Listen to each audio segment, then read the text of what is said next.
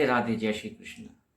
एक प्रश्न करता हूं आप सबसे, आप में और मुझ में क्या अंतर है, क्या फर्क है? अगर सच कहूं तो आप में और मुझ में कोई अंतर नहीं है और ये अटल सत्य है। जैसे आपने जन्म लिया वैसे मैंने भी जन्म लिया, लेकिन अगर आज आप मुझे देखना चाहते हैं, अगर आप मुझे सुनना चाहते हैं, अगर आप मुझे आज पसंद करते हैं, तो कोई ना कोई तो ऐसा कारण होगा जिस कारण आप मुझसे जुड़े हैं। लेकिन कभी भी आपने इस गहराई से सोचा कि वो कारण क्या है, वो यथार्थ क्या, वो सत्य क्या है? तो चलिए, राहु केतु के इस एपिसोड में, जो कि एक फाइनल चैप्टर है इस सीरीज का, उसमें आपको वो प्रेरणा देना चाहता हूं जो मेरे जीवन की प्रेरणा बनी। और उम्मीद ये भी करता हूं कि आप भी इस हकीकत से जुड़ेंगे और आप अपने जीवन में उस मुकाम को अचीव करेंगे जो सदैव आप करना चाहते थे।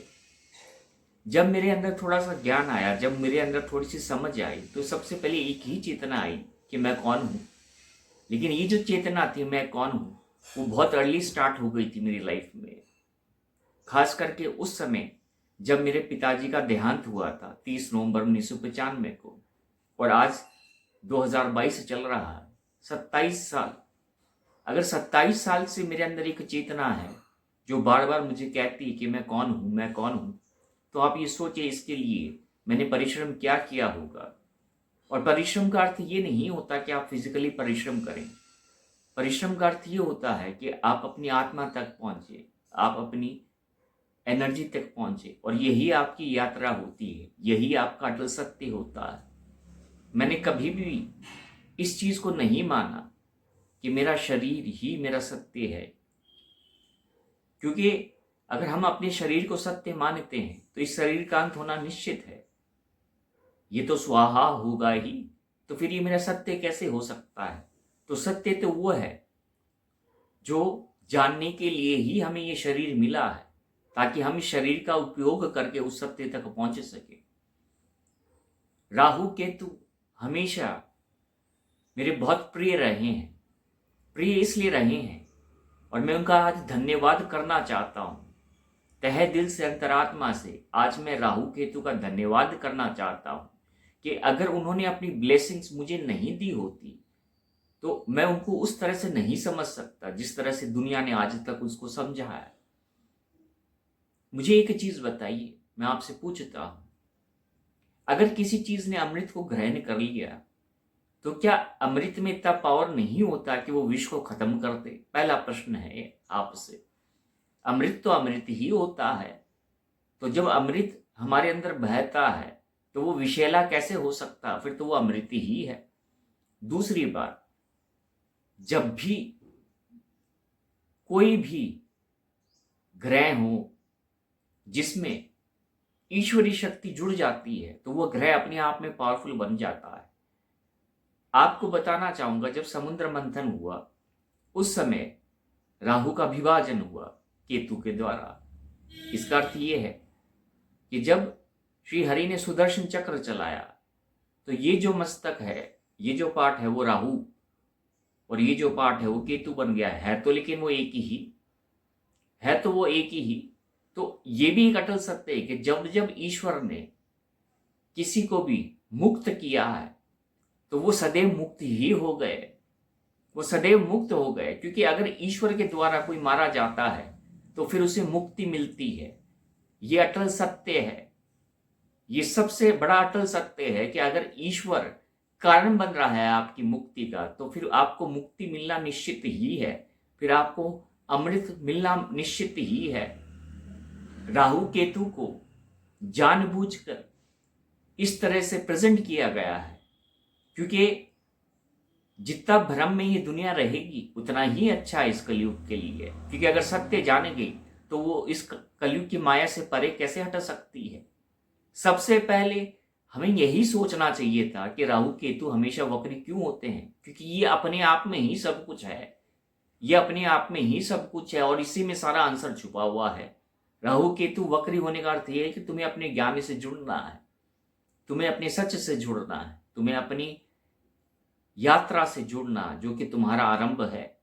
और जब तक हम अंतर्मन से इस यात्रा को शुरू ही नहीं करेंगे तो फिर उससे जुड़ेंगे कैसे। राहु केतु सबसे स्ट्रॉन्गेस्ट ग्रह हैं, चाहे आप इन्हें छाया ग्रह कह सकते हैं, लेकिन ये सबसे स्ट्रॉन्गेस्ट ग्रह होते हैं और इनका एक ही पर्पस होता है कि आपकी चेतना को जागृत करना, आपके अंदर उस शक्ति को जागृत करना जो कहीं ना कहीं आप भूल चुके हैं, जो आपका अस्तित्व है उसको जागृत करना जो आप भूल चुके हैं। और राहु केतु यही करते हैं।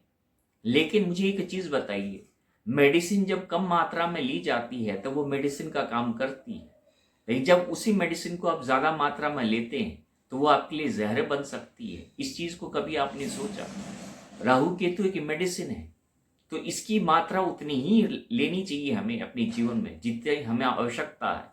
आटे में नमक डलता है, लेकिन कभी आपने ये सुना है कि नमक के अंदर ही आटा डलता है? ये पॉसिबल नहीं होता। राहु केतु वो कुंजी है, वो की है, लेकिन वो चाबी छोटी सी है, लेकिन वो बड़े ताले को खोल सकती है। कोई भी ताला होता है वो चाहे कितना ही बड़ा क्यों ना हो, वो एक छोटी चाबी से ही खुलता है। राहु केतु आपका सीक्रेट है, आपकी वो की है लाइफ की, जिसके द्वारा आप अपनी आपको अनलॉक कर सकते हो। और अनलॉक करना किसको? अनलॉक आपको आपके हार्ट चक्रा को करना है। आपने कभी ये सोचा है? आज आपसे एक बात शेयर करता हूं कि कलयुग में जो भी प्राणी आए हैं उनको 5 कलाओं से ऊपर कभी भी प्राप्त नहीं हो सकती, वो उसके ऊपर जा ही नहीं सकता। तो 5 कलाएं कौन सी होती है? रूट चक्रा से लेके ये जो थ्रोट चक्रा है, ये 5 कलाएं हैं हमारी। अब कोई इंसान जब इससे ऊपर जाना चाहता है तो उसको उससे अधिक प्रयास करना पड़ेगा। जो ये नियति है, जो ये कंडीशनिंग है कलयुग की, उसको ऊपर उसके परे जाना पड़ेगा, उस लेयर को तोड़ना पड़ेगा, उस बाउंड्रीज को ब्रेक करना पड़ेगा, तभी वो उस अटल सत्य से जुड़ सकता है। क्योंकि ये जो पार्ट है और ये जो पार्ट है, जब आप यहाँ और यहाँ पहुंच जाते हैं तो आप उस ब्रह्मांड से जुड़ जाते हैं, उस अननोन जोन से जुड़ जाते हैं, उस अननोन नॉलेज से जुड़ जाते हैं जो आज तक इस प्रकृति पे धरा पर कभी आया ही नहीं। आपको एक चीज और बताता हूं,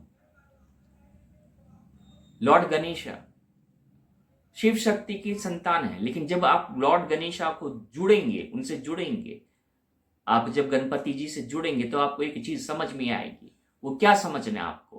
कि गणपति जी का ये जो शरीर है वो मानव का है, और ये जो शरीर है, ये जो ऊपर वाला हिस्सा है, वो हाथी का है। ये क्या दर्शाता है? ये क्या दर्शाता है? ये दर्शाता है कि Lord Ganesha is the creation और पिता शिवन मां शक्ति। ये जो पाठ है वो मां ने दिया उनको, मां पार्वती ने दिया, और ये जो पाठ है वो किसने दिया? पिता शिव ने दिया। तो जब पिता शिव और मां शक्ति की यूनियन होता है, जब वो एनर्जी एक साथ होती है तो एक क्रिएशन होता है। And Lord Ganesha is the best creation और पिता शिव एंड मां शक्ति एनर्जी। ये चीज आपको समझ में नहीं आई?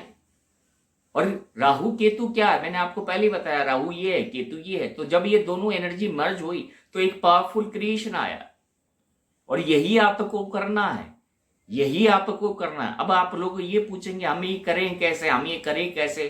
तो मैंने क्या कहा, सबसे पहले तो हमारे अंदर वो चेतना उत्पन्न होनी चाहिए, और चेतना में ही ताकत है। सारी जो शक्ति है वो इस शरीर के अंदर नहीं है, वो आपकी उस थॉट में, उस चेतना में, उस तड़प में है।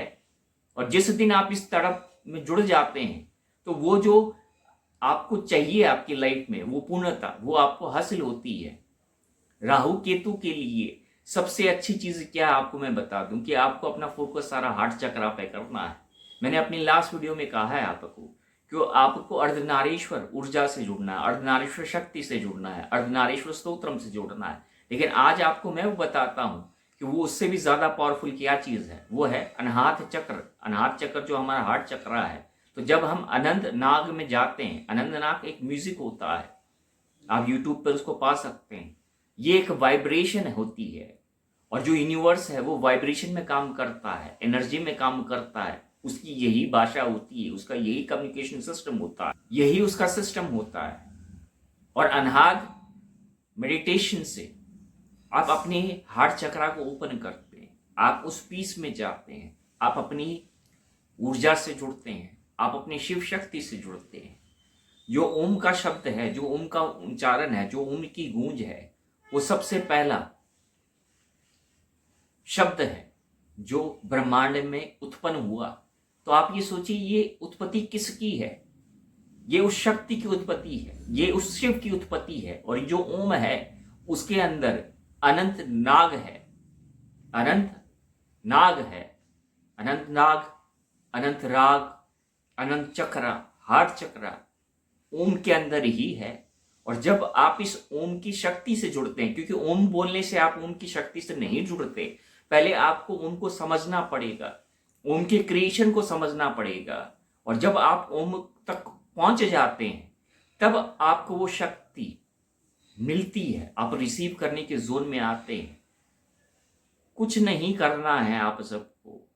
अगर आपको अपनी पहचान चाहिए तो हमेशा याद रखिए कि राहु केतु को आपको कर्स नहीं करना है। अगर आप उसको कर्स कर रहे हैं तो आपको शक्ति कहां से प्रदान हो सकती है? जब आप उसको बुरा कह रहे हैं तो आपको शक्ति प्रदान कहां से हो सकती है? ये सोच है आपकी, जो आप कर रहे हैं वही तो है। तो हर एक चीज जो ब्रह्मांड में है वो पावरफुल है, और इसको स्वीकार कीजिए। वो पावरफुल इसलिए क्योंकि वो पावर हमें देना चाहती है, इसलिए तो वो पावरफुल है।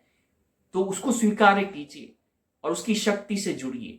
और आज मैं आपको कहता हूं, ओम ही एक माध्यम है, ओम ही एक शब्द है जिससे आप इस हार्ट चक्र की शक्ति से जुड़ सकते हैं। क्योंकि साक्षात ओम के अंदर ही ब्रह्मांड है। साक्षात Om is the creation of lord Shiva and Maa Shakti's energy. और जो इसको जान चुका है वो उस रिसीविंग मोड में है, और जो सिर्फ शब्दों से ओम का उच्चारण करता है वो कभी भी उस शक्ति से जुड़ नहीं सकता। पहले जिससे आपको जुड़ना है उसको जानना पड़ता है, उसके लिए तपस्या करनी पड़ती है। और जब आप ये करते हैं एक हद तक जाके, तब वो उस स्टेट में आप अपने आप को पाते हैं कि आप अलाइन होते हैं बॉडी माइंड सोल से, और फिर उस ऊर्जा से आप जुड़ जाते हैं। मैं यहां हूं, आप कहां हैं, ये मायने नहीं रखता है, क्योंकि आपको कहीं नहीं पहुंचना है, आपको सिर्फ चेतना से पहुंचना है। लेकिन वो जो ऊर्जा है वो चेतना के द्वारा आपके अंदर प्रवेश कर सकती है। ये राहु केतु का अटल सत्य है। कुंडली में राहु केतु कहाँ बैठा है ये मायने नहीं रखता, लेकिन एक चीज जरूर मायने रखती है कि आपका जो हार्ट है, जो सेंटर स्टेज है, वो कैसा है। और जिस दिन ये जो हार्ट है, ये जो सेंटर है, वो शुद्ध हो गया तो परमात्मा अपने आप से आके यहाँ पे वास कर लेता है।